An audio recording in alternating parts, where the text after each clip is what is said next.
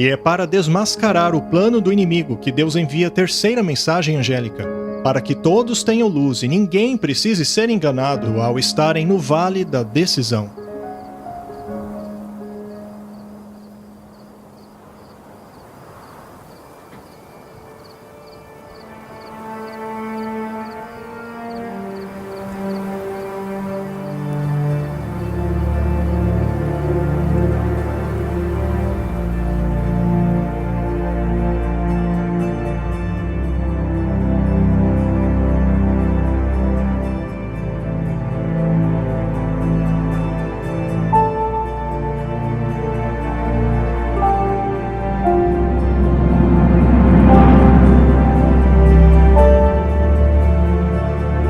O terceiro anjo seguiu, clamando com alta voz, que se qualquer homem adorar a besta e sua imagem, e receber sua marca em sua testa ou em sua mão, o mesmo beberá do vinho da ira de Deus, que é derramado sem mistura no cálice de sua indignação, e ele será atormentado com fogo e enxofre na presença dos santos anjos e na presença do Cordeiro, e a fumaça do seu tormento sobe para todo sempre, e não tem repouso nem de dia nem de noite, os que adoram a besta e a sua imagem, e aquele que receber o sinal do seu nome.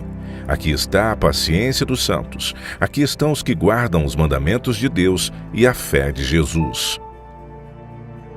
A terceira mensagem angélica fala a respeito daqueles que receberão a marca da besta. Esta é a maldição mais amedrontadora da Bíblia. Fala do que acontecerá com aqueles que receberem a marca da besta. Ela está relacionada à falsa adoração e fala do juízo que cairá sobre aqueles que se opõem à adoração bíblica. O anjo não apenas exorta o mundo a adorar o Criador mencionado na primeira mensagem angélica, mas também exorta o mundo a não adorar a besta e a sua imagem na terceira mensagem angélica. Isso nos leva a concluir que o conflito final deste mundo girará em torno da adoração. Veja, o diabo não quer nos impedir de adorar. O que ele quer é que pratiquemos a falsa adoração. Nos últimos dias, o diabo e o poder da besta não vão dizer assim, ei, não adorem. Pelo contrário, eles vão dizer, adorem a besta. Vemos aí um paralelo com os dias de Noé. A população da Terra estava dividida em dois grupos. Havia a maioria, infelizmente, do lado de fora da arca, ou seja, com a marca da besta, e a minoria dentro da arca, com o selo de Deus. Até hoje, a identidade da besta é um mistério para muitos. A cultura popular tem mencionado essa profecia inúmeras vezes em livros e filmes, o que tem levado muitas pessoas a todo tipo de especulação. Mas isso diminui o seu significado e enterrou a sua verdade sob uma pilha de confusão. A verdade é que sabemos exatamente o que é a marca da besta. Afinal, é por isso que Deus deu a profecia. Mas é preciso salientar que ninguém será salvo por saber o que é essa marca. Quando a última crise chegar, somente aqueles que tiverem o selo de Deus serão preservados na grande batalha. O que realmente importa é saber como receber o selo de Deus. Antes de saber o que é a marca da besta, vamos entender o que é o selo de Deus.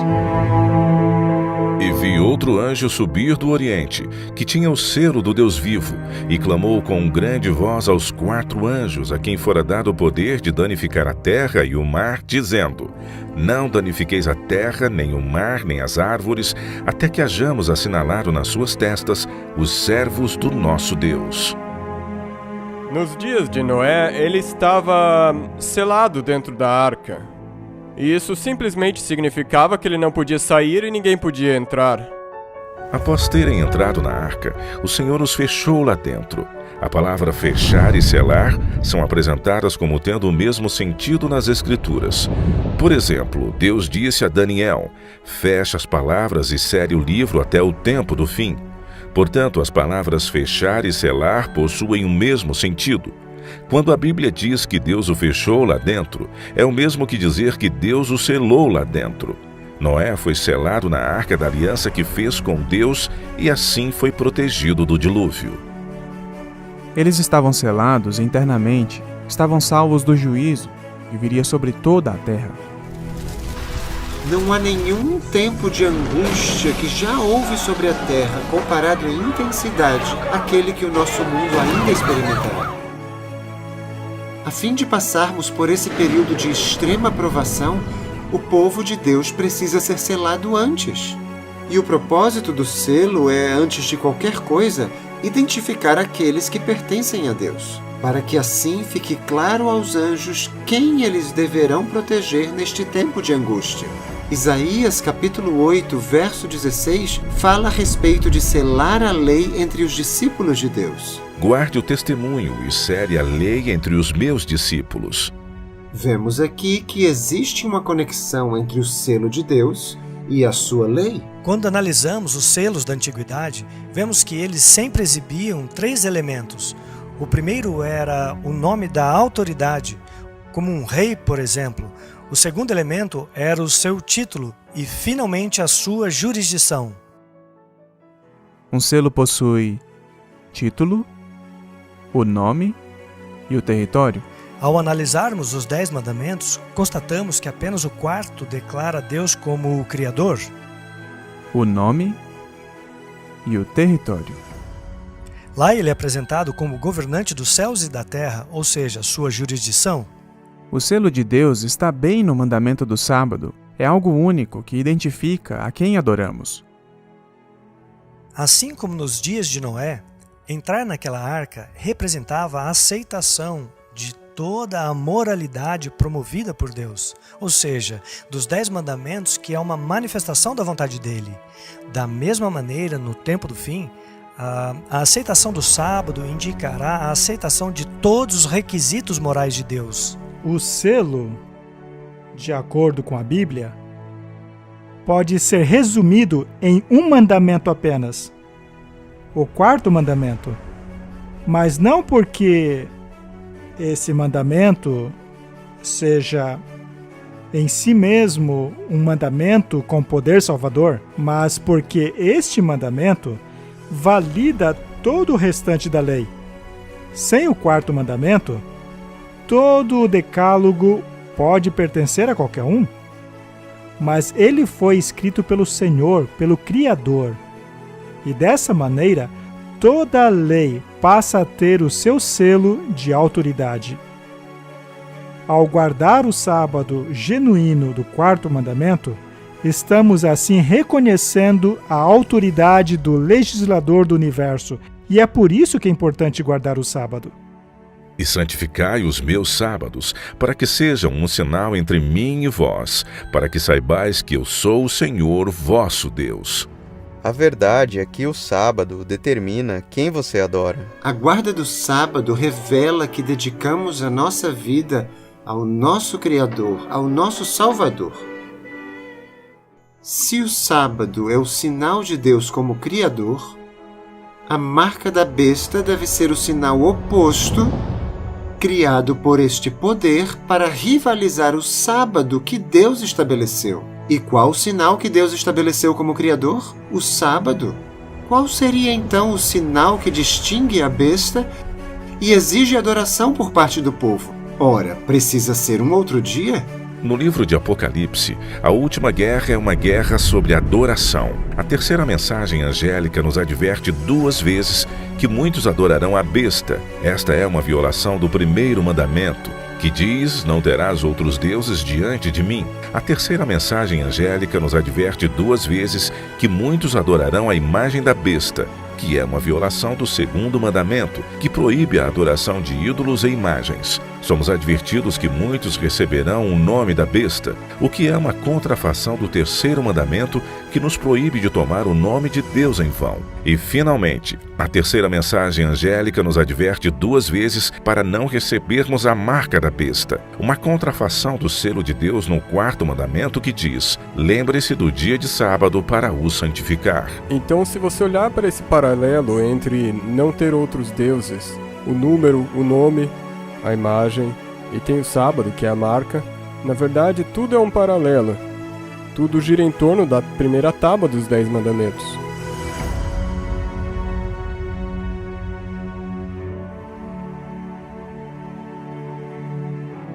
Quando a primeira mensagem angélica nos ordena adorarmos aquele que fez o céu, a terra e o mar, ela está apontando para a Arca da Aliança Eterna por meio da adoração ao Criador. A segunda mensagem angélica nos alerta contra os falsos sistemas de adoração que desviarão as pessoas da aliança. A terceira mensagem angélica alerta contra a besta, que tentaria impedir as pessoas de entrarem na aliança ao forçá-las a rejeitarem o sinal de adoração do Criador, e em seu lugar receberem o sinal de adoração à besta. Mas quem é a besta?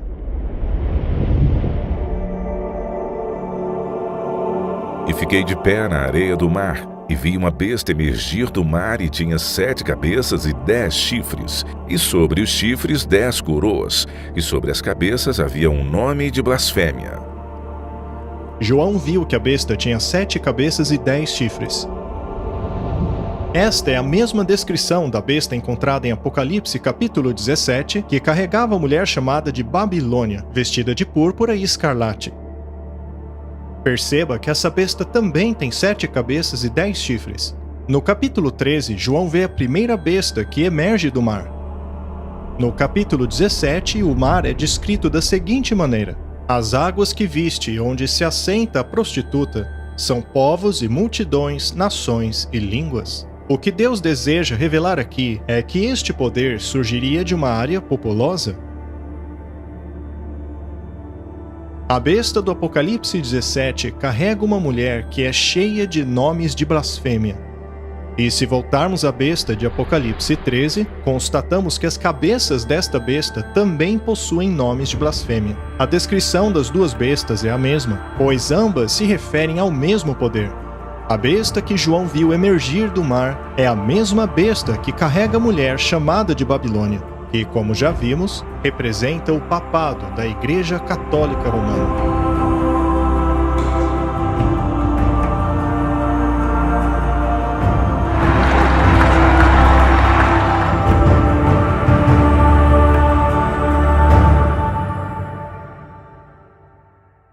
Eventualmente, depois de muito estudo a respeito da besta e tendo-se concluído que esta representava o papado e a Igreja Católica, vemos que ela faz uma alegação muito importante.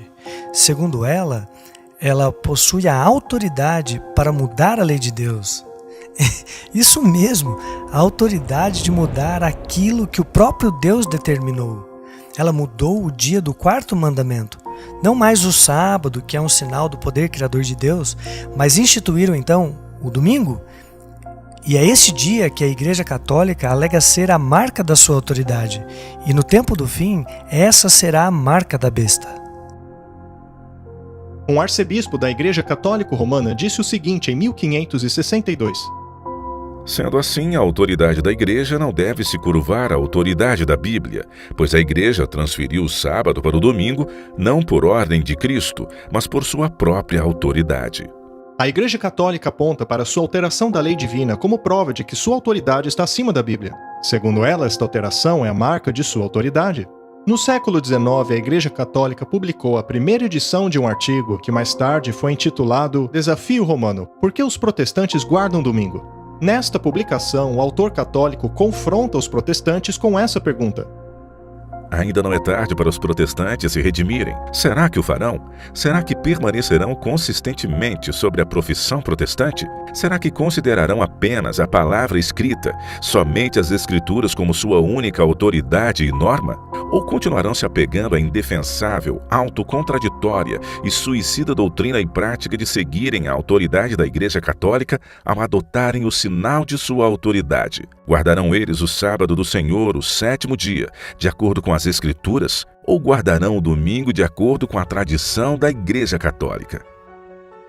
A remoção daquilo que nos lembra da autoridade de Deus como Criador, a remoção da aceitação como um sinal de fé, a remoção de todas essas coisas afeta diretamente nosso relacionamento com Deus, assim como tudo que está relacionado a isso.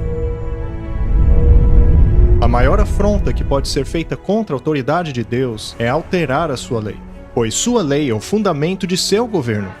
E o papado apresenta esta alteração como a marca de sua autoridade. Aqueles que adoram o Criador honrarão o dia que ele determinou como sinal de sua autoridade e aliança. E aqueles que pisam na lei de Deus para obedecerem uma lei humana receberão a marca da besta. porque assim estarão aceitando o sinal de lealdade do poder que escolheram obedecer no lugar de Deus. Este é o conflito central na última guerra por adoração. Quando esta questão propagar-se e tornar-se mundial, cada pessoa receberá o sinal do poder que escolheram obedecer, em sua testa ou em sua mão. Ela é retratada como estando tanto na testa quanto na mão. Para melhor entender o que isto quer dizer, vamos voltar a Deuteronômio capítulo 6. E essas palavras que eu vos ensino hoje, vocês as ensinarão para seus filhos. Também as atarás por sinal em tua mão, e te serão por frontais entre teus olhos. Primeiro precisamos compreender a que se referem estas palavras. Elas se referem aos mandamentos que foram dados no capítulo anterior. Em Êxodo, capítulo 13, verso 9, ele diz a mesma coisa. Deuteronômio 11 diz a mesma coisa. A lei de Deus deve ser um sinal na tua mão e entre os teus olhos. E isso dá um novo significado para a marca da besta. Tê-la como sinal na testa quer dizer que você fez um consentimento mental de não seguir a Cristo. Isto é um símbolo. Estar na mão significa as suas ações e na testa a sua fé, a sua adoração. E tanto faz na testa ou na mão. Ainda que você não aceite mentalmente, você pode agir de acordo com ela, dizendo, bem, eu não concordo com a marca, mas vou seguir para não sofrer as consequências. Está escrito que é na mão e na testa. Eles aceitaram a lei e a aliança da besta, em suas ações e em sua adoração. Nesta guerra por adoração, a besta tem um poderoso aliado. Após ver a primeira besta emergir do mar, João vê uma segunda besta e nos diz que a segunda besta forçará o mundo todo a adorar a primeira besta. E vi uma outra besta surgindo da terra, e ela tinha 2 chifres como um cordeiro, e falava como um dragão, e exerce todo o poder da primeira besta na sua presença, e faz que a terra e os que nela habitam adorem a primeira besta, cuja ferida mortal fora curada. Isto significa que ela fará uso da força. Nesta profecia, a segunda besta forçará o mundo a adorar a primeira besta.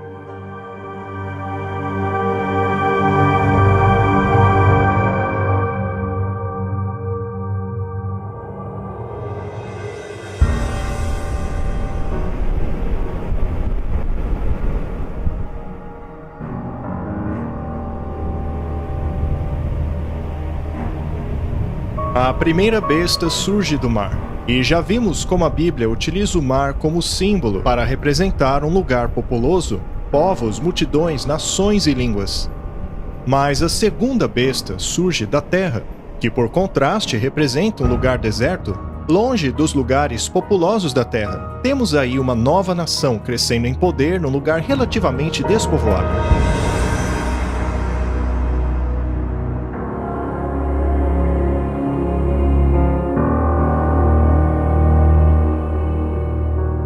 Além disso, esta besta possui 2 chifres como cordeiro. Ao longo da Bíblia, o cordeiro representa Jesus, o Cordeiro de Deus. O fato da segunda besta possuir 2 chifres como cordeiro nos leva a procurar por uma nação cristã crescendo em poder num lugar relativamente despovoado. Há uma nação que se enquadra perfeitamente neste perfil, e não é por coincidência que também é conhecida como a nação mais poderosa e influente do mundo, os Estados Unidos da América.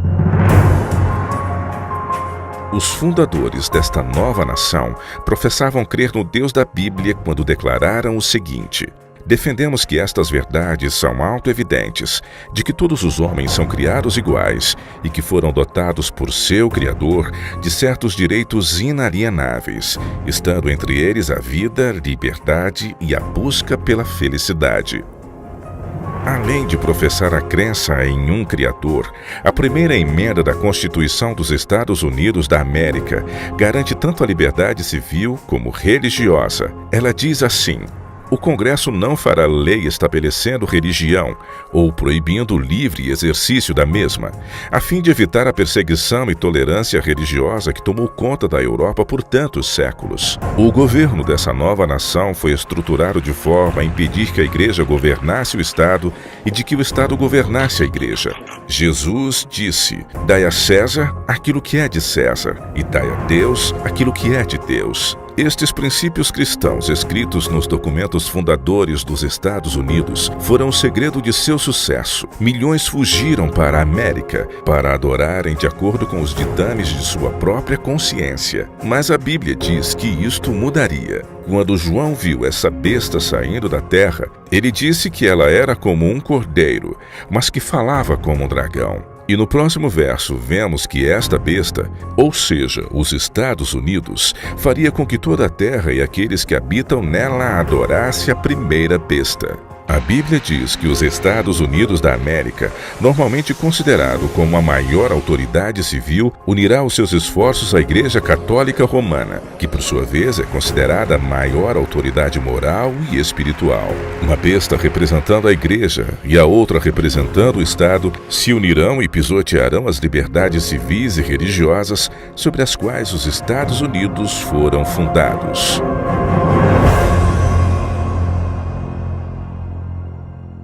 No tempo de Cristo e dos apóstolos, milhares estavam abandonando a religião dos fariseus e dos saduceus, que Jesus havia declarado como corruptas, e elas estavam ingressando no corpo de Cristo, na sua igreja neotestamentária. Os líderes religiosos então recorreram ao poder político para persegui-los. É por isso que o rei Herodes, em Atos capítulo 12, aprisionou Pedro e matou Tiago.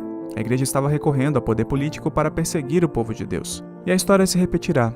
Isso aconteceu na Idade Média, quando o poder da besta apelou ao Estado para perseguir, aprisionar e matar aqueles que não concordavam e nem obedeciam às ordens da igreja. E vai acontecer de novo. Nós veremos a história se repetir nos últimos dias, sem dúvida alguma. Probably we should be debating a bill requiring every American to attend a church of their choice on Sunday to see if we can get back to having a moral rebirth. Yeah, we're talking about State Senator Sylvia Allen, and she thinks the nation is suffering from a moral decay. A questão do sábado será debatido em todo o planeta, por meio do rádio, da televisão.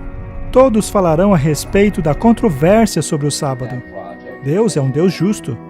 Portanto, essa mensagem a respeito de 2 sistemas de adoração de 2 sábados, o sábado bíblico do 7º dia e o sábado do restante do planeta, serão debatidos em todo lugar, pela mídia, pela imprensa e por vários grupos diferentes.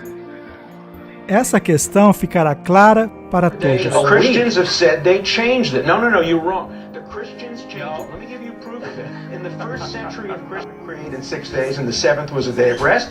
Now the first day, the Sunday, which was, by the way, borrowed by the Romans and the Greeks. A clear amendment. What's wrong with that?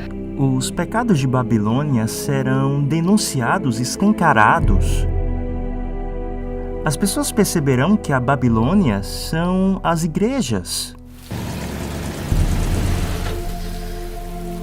As igrejas que têm ensinado falsas doutrinas. Eles indagarão seus padres e pastores, perguntando: isso tudo é verdade? Por que não nos disseram antes? Eles questionarão se tudo isso é verdade. Infelizmente, a maioria dos líderes farão de tudo para manter os membros enredados em seus enganos, dizendo paz e segurança, não se preocupem. Muitos, porém, não se contentarão. Grande número de pessoas ouvirão a mensagem e abraçarão a verdade. Eles se manterão firmes, ainda que isto custe muito para eles. Eles passarão por dificuldades e perseguição, mas finalmente se separarão de Babilônia. Muitos abandonarão suas igrejas denominacionais. Mas os líderes religiosos não ficarão satisfeitos com isso.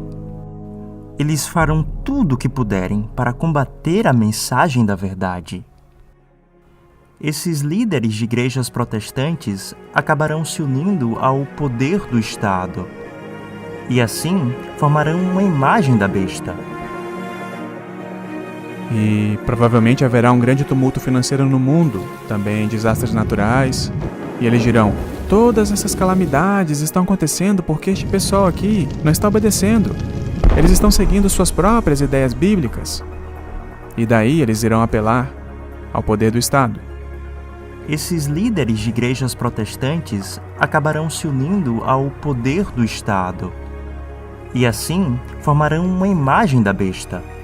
A igreja e o Estado darão as mãos. Mas eu sei que isso parece impossível num país como os Estados Unidos, que prega a liberdade religiosa e que proíbe que o Congresso faça leis que estabeleçam a religião ou que proíba o exercício das mesmas. Você pode se perguntar como isso vai acontecer nos Estados Unidos da América. Apocalipse capítulo 13 diz que é exatamente isso que vai acontecer.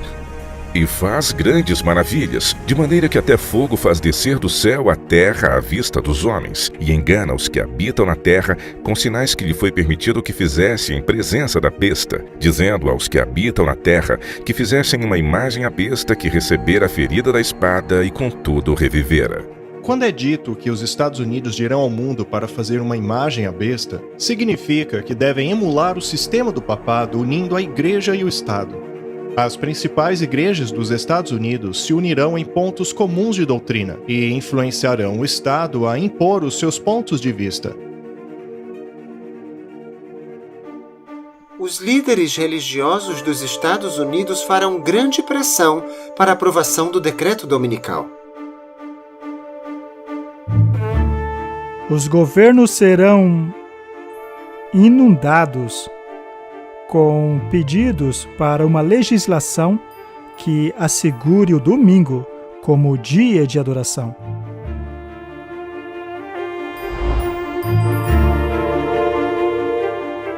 Isso acabará levando a um decreto dominical mundial. Podemos ver isso algumas vezes no livro de Daniel. Uma certa lei foi criada e eles tiveram que escolher. Quando a imagem foi erguida na planície de Dura, ela não foi um grande problema. Até que todos foram forçados a se curvarem diante dela. Aí sim se tornou um problema. Devo obedecer à lei do Estado e me curvar diante da imagem? Ou obedeço à lei de Deus permanecendo de pé enquanto todo mundo se curva? O diabo queria que eles quebrassem a lei de Deus. E por não se curvarem, foram condenados à morte. A história da estátua de ouro na Babilônia, na qual aqueles que não a adorassem seriam mortos, também é uma profecia que retrata a grande Babilônia no fim dos tempos. Será erguida uma imagem à besta e todos aqueles que não a adorarem serão mortos. Para que ninguém possa comprar ou vender, senão aquele que tiver o sinal ou o nome da besta ou o número do seu nome. Imagine que deste momento em diante você não poderá mais comprar e vender. Não poderemos mais comprar comida, roupa ou água. Quanto tempo você resistiria? O propósito desta lei é fazer com que aqueles que guardam a lei de Deus pereçam excluídos da sociedade ou desistam recebendo a marca da besta. Humilhação, perseguição e severas punições aumentarão até finalmente ser adotada a pena de morte. Para dar vida à imagem da besta, de forma que a imagem da besta podia tanto falar, como fazer com que todos que não adorassem a imagem da besta fossem mortos.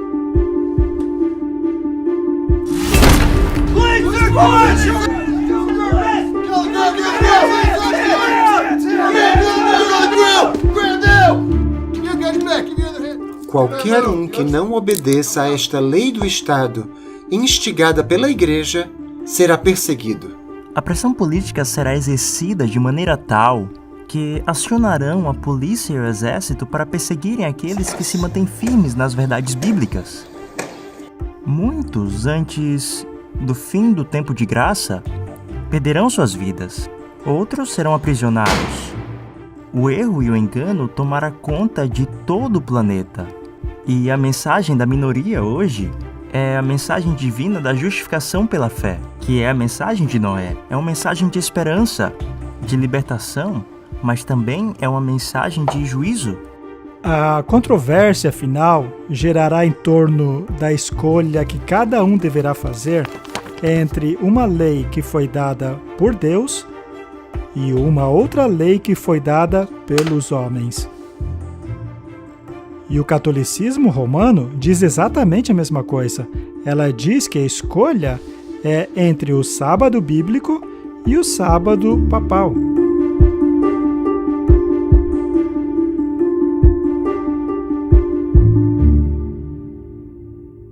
Ninguém possui ainda a marca da besta. Será apenas quando um decreto for imposto por lei que homens e mulheres receberão a marca do poder que escolheram obedecer.